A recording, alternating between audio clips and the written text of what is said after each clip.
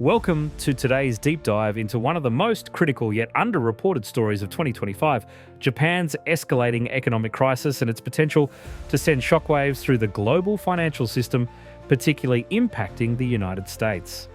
As Japan grapples with a staggering debt burden, a shrinking economy, rising trade tensions, and a pivotal decision about its $1.12 trillion in US Treasury bonds, the stakes couldn't be higher. This video will unpack the causes of Japan's crisis, its ripple effects on global markets, and why the upcoming US-Japan talks could determine the fate of both economies. Let's break it down step by step, exploring what's at stake and what it means for the world. Don't forget to subscribe to the channel, leave a comment, and hit the bell so you never miss a new video. Japan is in the grip of its worst economic crisis in decades, driven by a national debt that's ballooned to 240% of GDP, more than double the US's 120% debt-to-GDP ratio. To put that in perspective, if Japan's economy generates $4.2 trillion annually, its debt is equivalent to $10 trillion, an almost unimaginable burden. For years, Japan managed this debt through ultra-low interest rates, which kept borrowing costs manageable. But now, the yield on 30-year Japanese government bonds has surged to 3.15%, a historic high not seen in over 30 years. This spike signals growing investor fears about inflation and the possibility of default. Higher yields mean Japan must spend more to service its debt, diverting funds from critical areas like infrastructure or economic stimulus. This isn't just a Japanese problem, it's a global one. The yen is one of the world's major reserve currencies, held by central banks and investors worldwide. A loss of confidence in Japanese bonds could destabilize global debt markets, much like a pebble creating ripples across a pond. Japan's economy is deeply intertwined with the US as its largest foreign creditor, holding over $1.12 trillion in US Treasury bonds. These bonds, considered one of the safest investments globally, are a cornerstone of the US-Japan financial alliance, which has underpinned global economic stability for over 40 years. But this alliance is now under strain, exacerbated by rising trade tensions. In 2025, US tariffs on Japanese goods, intensified under President Trump's trade policies, are hitting Japan's export-driven economy hard.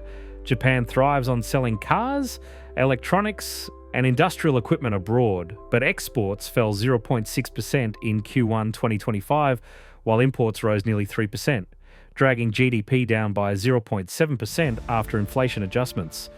This marks another chapter in Japan's cycle of rolling recessions, with 3 consecutive quarters of contraction in 2023.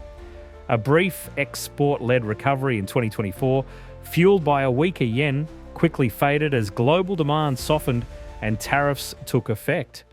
I'll tell you what, modestly, but we'll be taking, and we are taking in right now, 25% on cars, 25% on steel and aluminum, 25% on other things, and that'll be going up to 50, 75, maybe 100 in some cases. We have to get our pharmaceutical industry back. Once we establish that in another couple of weeks, it'll start roaring back. It's already roaring back because they know we're doing it. For example, Japanese automakers like Toyota and Honda face 25% tariffs on US imports, raising prices and making them less competitive against Chinese manufacturers offering similar vehicles at lower costs. This trade war, initially aimed at China, has caught Japan in the crossfire, threatening its economic lifeline.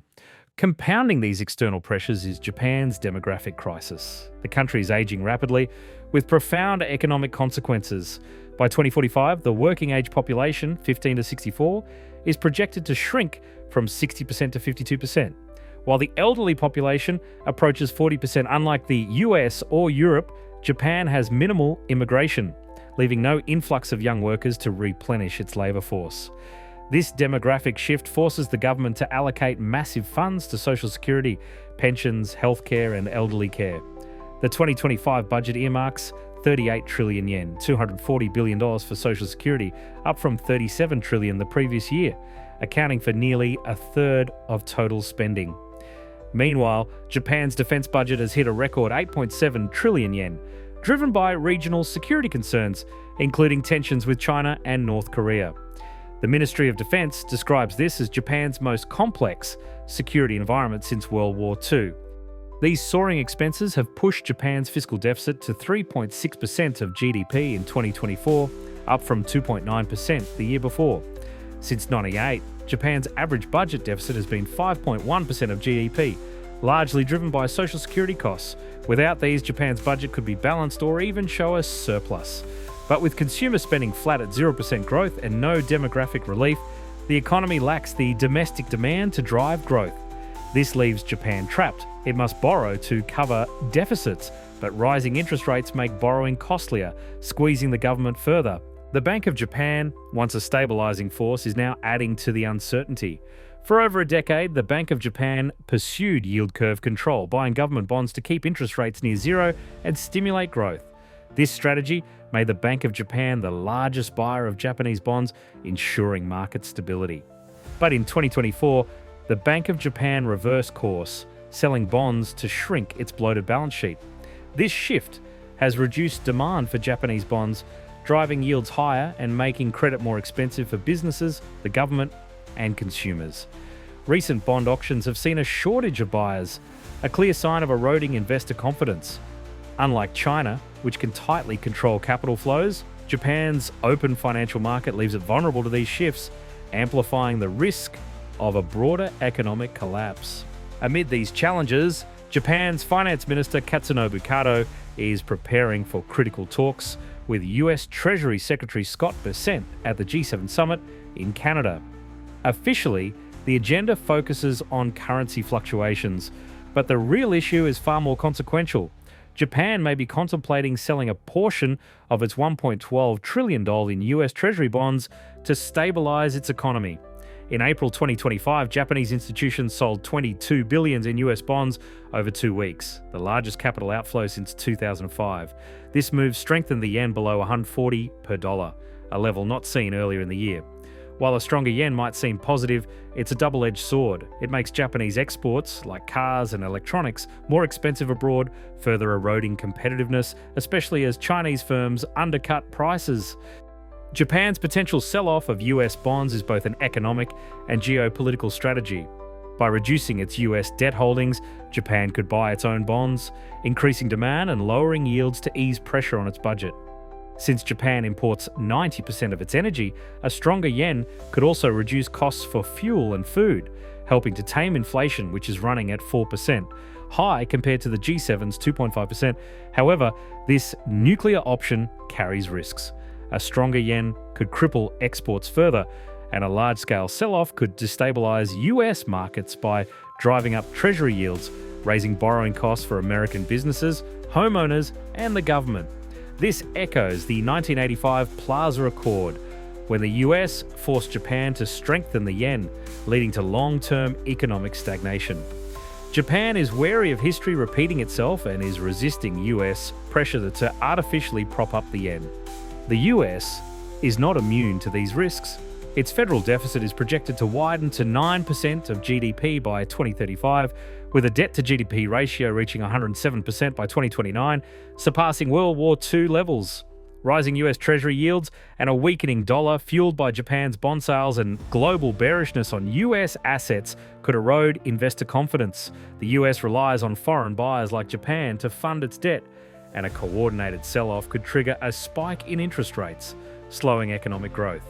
The Congressional Budget Office and Moody's have warned of fiscal instability, citing deficits and unpredictable trade policies under the Trump administration. For example, Trump's vague trade ultimatums, described by Bessent as letters from the headmaster, create uncertainty that deters investment. Japan's crisis also disrupts the yen carry trade, a strategy where investors borrow in yen at low rates to invest in higher-yielding assets like US bonds. With Japan's 2-year bond yields at 0.7% and 30-year yields at 3.5%, domestic bonds are now more attractive, reducing the need to invest abroad. This shift could drain capital from US markets, further pressuring the dollar and treasury yields. If Japan's bond market continues to falter, the Bank of Japan may face pressure to resume bond purchases, but this would fuel inflation and deepen the debt trap, leaving Japan with few good options. The Kato-Bessent meeting will be a pivotal moment. Japan seeks room to manage its currency and economy without US interference, while the US wants a strong dollar to attract capital. A misstep could escalate tensions, with Japan potentially dumping more US bonds and the US retaliating with harsher tariffs. Easing tariffs on Japanese goods, particularly autos, could stabilize both economies, but political pressures in Washington make this uncertain. The interconnectedness of the US and Japanese economies means that a collapse in one could drag the other down, with ripple effects across global markets. In conclusion, Japan's economic crisis, driven by a 240% debt-to-GDP ratio, an aging population, rising bond yields, and US trade pressures, threatens not just its own stability, but the entire global financial system. Its potential decision to sell US Treasury bonds could reshape the US-Japan alliance, disrupt global markets, and drive up borrowing costs worldwide. The upcoming G7 talks between Kato and Bessent will be a critical test of whether cooperation or conflict will define the path forward. As these two economic giants navigate this delicate balance, the world watches closely. What do you think? Will Japan sell its US bonds to survive? And how far will the US push its ally? Share your thoughts in the comments and stay tuned for updates on this unfolding crisis. If you enjoyed this video, make sure to like, comment, and subscribe.